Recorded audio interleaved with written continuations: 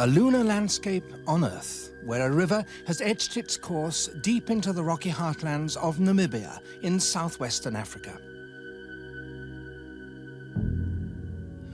This is the ancient Kuiseb River, which has fought its way through the Namib Desert on its way to the Atlantic. Before it reaches the sea, the Kuiseb meets an ocean of red rolling sands blowing up from the south. For thousands of years, the flowing waters have been washing away the encroaching sands and creating a clear line between the grey gravels and the sweeping red dunes.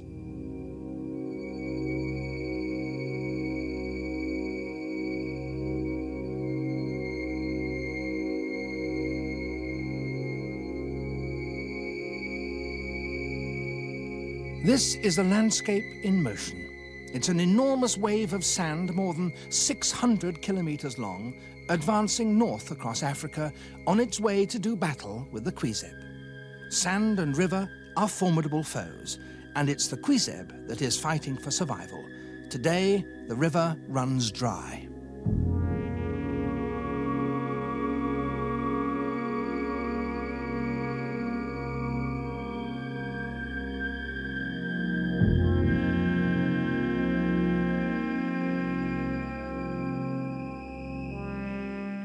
The Namib Desert waits for the rains, and the riverbed for the waters to flow.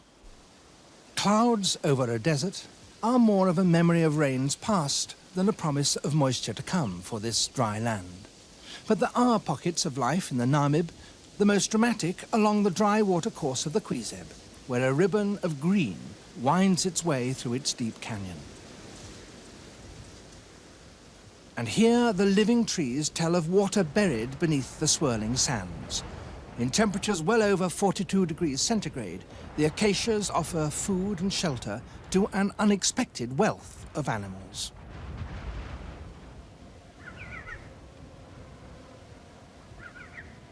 Some are visitors from the desert beyond. Others have made the narrow bed of the canyon their permanent home, here to pick a meager living. But for all, water is the perennial problem. Oryx, the largest of the desert mammals, can survive without water for most of the year. But now in January, even their food plants have lost their essential moisture. So the oryx make their way down to one of the few remaining pools along the length of the canyon. Such isolated pools exist because the river is in fact still here but out of sight. It runs deep below the sand, along the buried bed of the ancient Kuiseb. The water is forced to the surface where the bedrock rises, creating occasional oases. During a period of great dryness, the oryx may walk 40 kilometers from where they've been feeding to this one pool.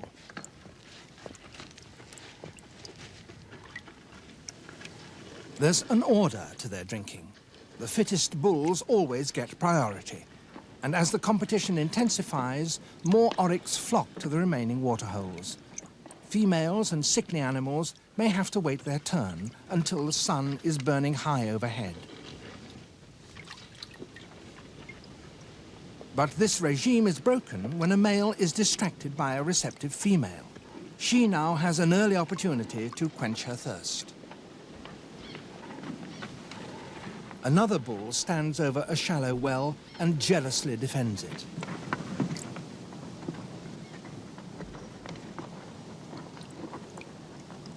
Even as they leave, one strong and healthy bull holds his ground. His broadside stance displays his superiority.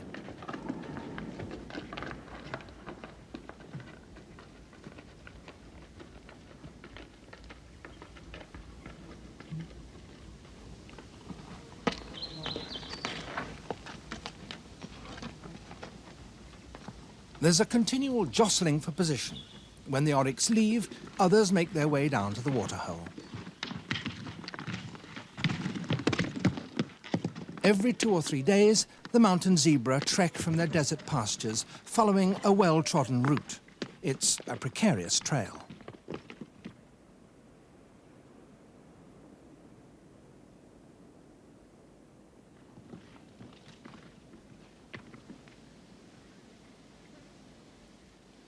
And at the bottom, there's no guarantee of water. As the water level in the pools drop, the oryx actually dig out their own wells in sand where once there was water. When one pool has been drunk dry, the oryx move on to a neighbouring one, leaving the first pool to refill.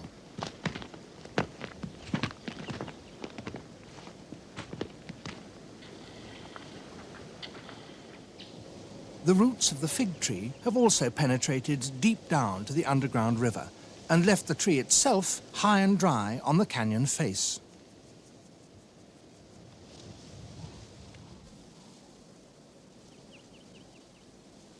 Though there's no water up there for the fig, there is one fissure 15 meters above the canyon floor, and miraculously, it oozes water.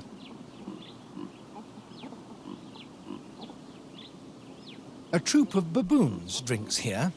Without a permanent supply of water, the baboons could never survive in the Namib, hemmed in on all sides by the desert.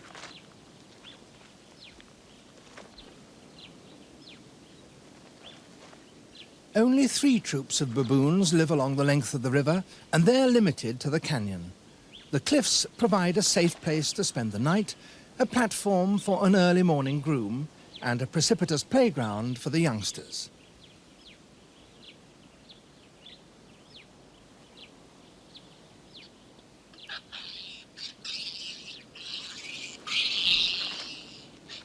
They possess skills that a human mountaineer might greatly envy.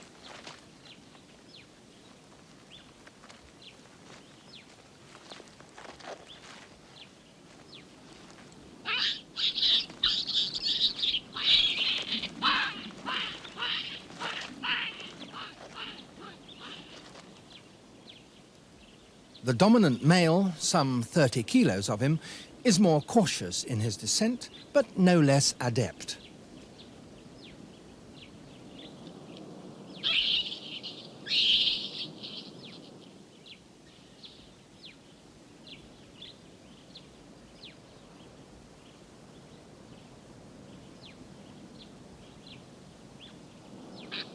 He's making his way down with the rest of his troop to the valley floor, there to begin the endless search for food.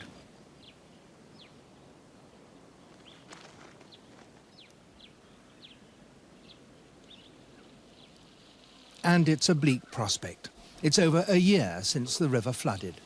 There's little greenery around, so they feed mainly on the seeds and pods of the desert-adapted acacias. As these get harder to find, the baboons turn to anything they can lay their hands on. The swagger of the baboon distracts the solitary steenbok, a creature seemingly out of place in this rugged landscape. He's perhaps better adapted to desert living. He gains all his moisture by nibbling the young shoots of shrubs and trees and never needs to visit standing water.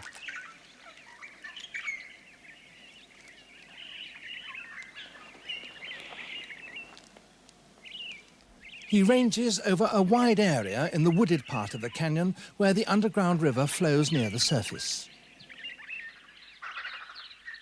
As the riverbed cuts westward, it emerges from the canyon and the trees still line its course.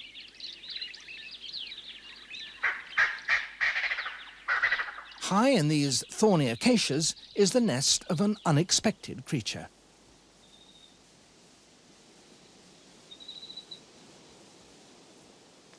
The black-tailed tree rat. They live exclusively in acacia trees and emerge under cover of darkness into the prickly canopy which protects them from owls and tree snakes. By day, the bark-lined nest is a safe hideaway and the resting place for the adults with their young, now just 2 days old.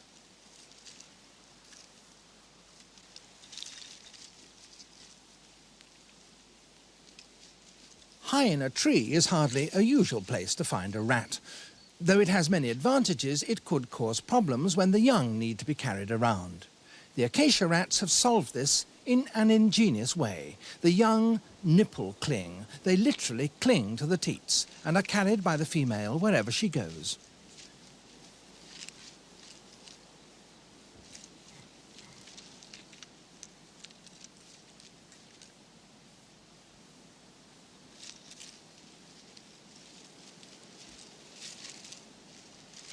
Within 2 weeks, the young can move on their own and join their parents to feed on the desert floor. They're also well adapted to this dry country since they need no free water. Their own acacia tree provides most of their moisture in the form of pods and seeds, buds and leaves, and even gum.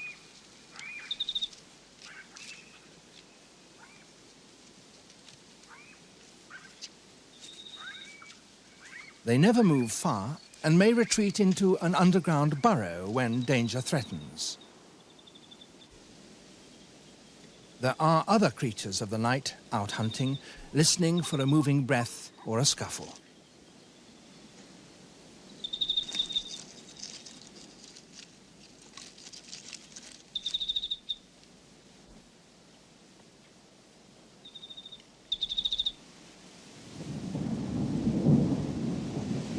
It's a waiting game in the riverbed. Sometimes there's every indication that it might rain, stormy skies and high winds, but time and again they quickly blow away without a drop falling, and the dryness takes its toll.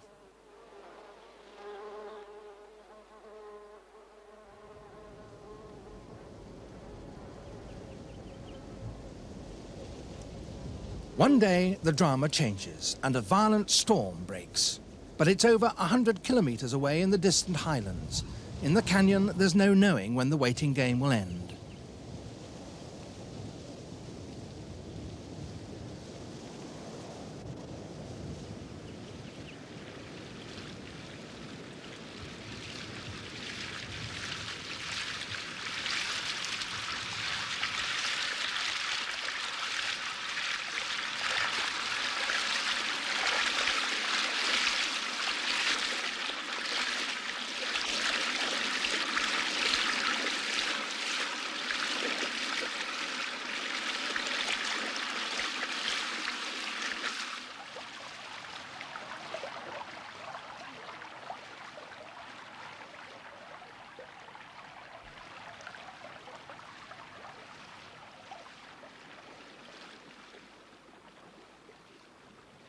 There's now a change of players in the game.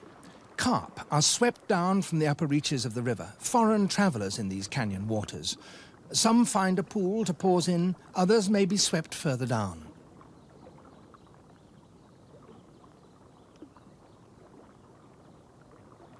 Though the rain in the highlands has already stopped, the river flows on, but only for a few more days.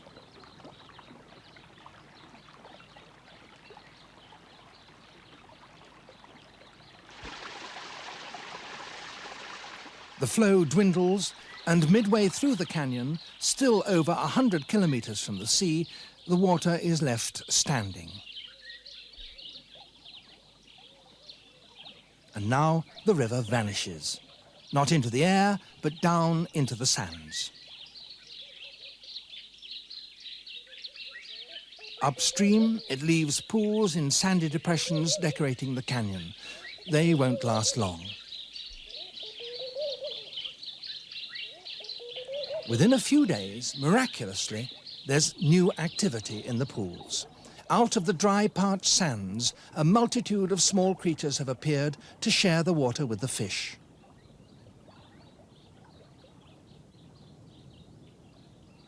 Among the first are fairy shrimps, in thousands, each having been stimulated by the water to hatch from an egg that may have been lying in the dry sands here for years. They molt 10 to 15 times, and within 2 weeks the females have their own eggs ready for fertilization and shedding. It's a race against time for all life. Triops, the tadpole shrimp, grows from an egg to an adult the size of a penny in a week or so. The temperature is rising fast, the water evaporating, and the oxygen in it rapidly decreasing.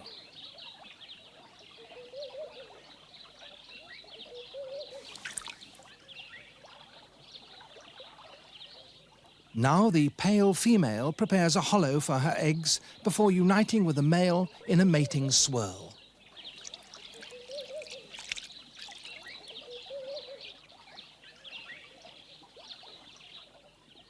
She lays her eggs in the shallowing water. They will dry up and be blown with the sands around the canyon, but still remain fertile. It may be many years before they're caught up again in a river pool and so get a chance to hatch. Other crustaceans live hidden within two shells, clam shrimps. Already paired, they dig into the sand to mate and lay their eggs. Soon the pools will vanish, but the eggs survive. They actually need to dry out.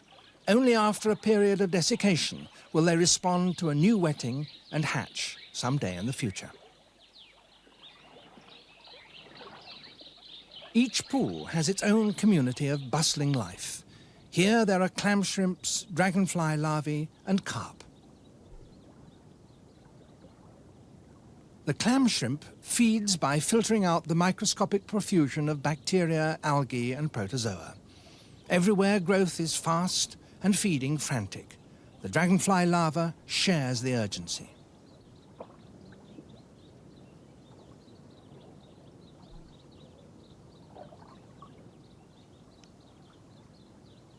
The clam shrimps can't escape this voracious predator, whose jaw-like front limbs mask its mouth.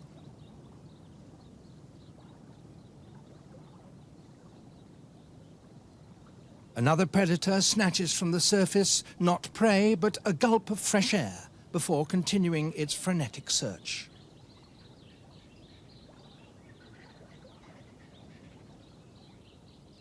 It will hatch into a beetle that is no less formidable a hunter. The adult carries its oxygen under its wing covers, like a diver's tank.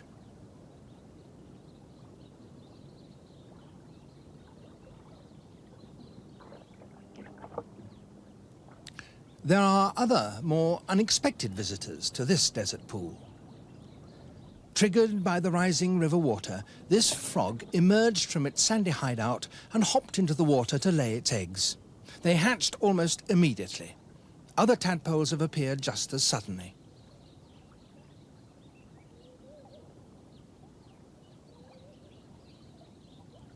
In Europe, it takes 4 or 5 months for a tadpole to turn into a frog. Here, it only takes 2 or 3 weeks. As the pools shrink, the cycle of feeding and reproducing becomes frenzied. More and more animals cram themselves into less and less water. A metamorphosed tadpole escapes from the murky water.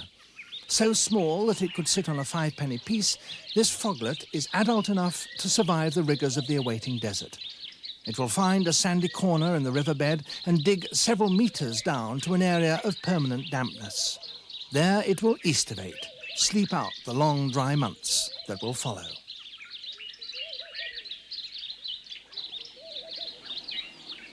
It will be several days before these tadpoles have grown legs and are ready to brave the hot air. Some may never make land. The pools are drying out. The water is vanishing almost as quickly as it came. In these temperatures, it evaporates at about 1 centimetre a day, while even more is lost as it seeps down to the underground river.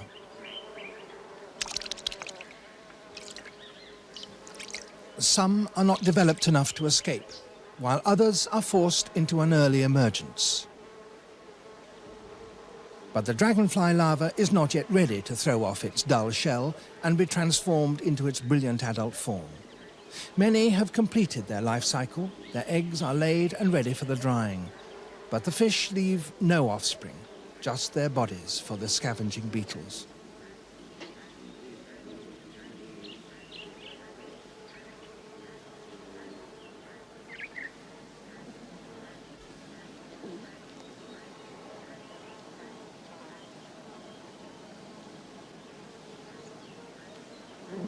Within a month, the water has vanished, replenishing the underground river and moistening the tree roots that delve unseen beneath the surface. A few seedlings fight to survive the new drying.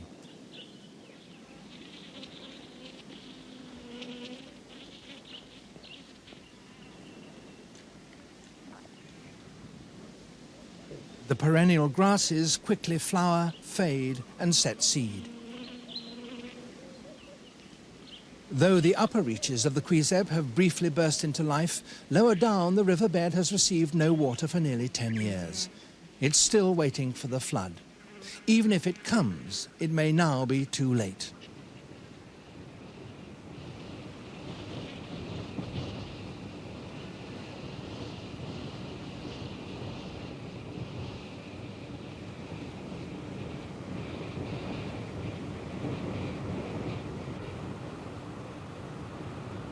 All that flows here now is sand. It trickles quietly into the dry riverbed like the sand in an hourglass. Time is indeed running out. There's an imperceptible flow. The great dune from the desert is advancing inexorably, in some places as fast as 4 meters a year.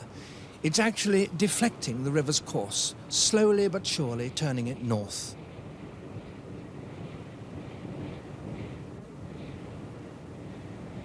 For countless centuries, the Kuiseb has cut through the bank of the dunes, but now the sands seem set to win. Downstream, they are again smothering the riverbed, hiding its course and burying its plants. But even here, in the waterless dunes, plants and animals flourish. Tok-toki beetles search the baking sands for plant debris, blown in from the gravels beyond. They're not dependent on either of the two rivers, but gain their moisture from their food and the sea fog. Other animals depend on plants growing among the dunes, especially the water-rich melons of the succulent Nara plant. They're a vital source of food and moisture for hyenas, jackals, and even man. The Nara is well adapted to the shifting sands.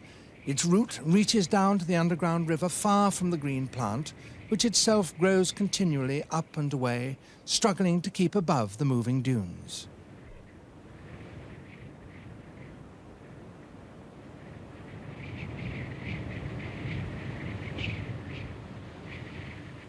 It's nearly 10 years since the Kuiseb flowed all the way to the Atlantic. If it is to flow again this year, next year, or sometime in the future, it will have to surge through this ocean of sand to get to the coast at Walvis Bay. There's no knowing whether it will, or whether the sands will finally have won the day. But just when you think all is lost, there's a sparkle on the horizon. The underground river has completed its vanishing act and reappeared 65 kilometers further south at Sandwich Bay. It emerges from the ancient riverbed into its original lagoon, creating a splash of colour.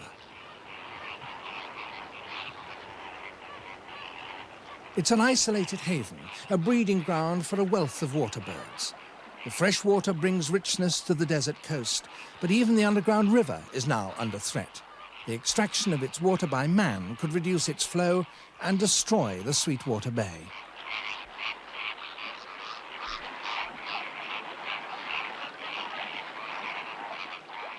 There's also another force affecting the lagoon, the red sands. They're still on the move, drifting out to sea. In the future, they could smother this haven. So one day, this desert paradise, as well as the Kuiseb River, could vanish forever from the land and from our memories.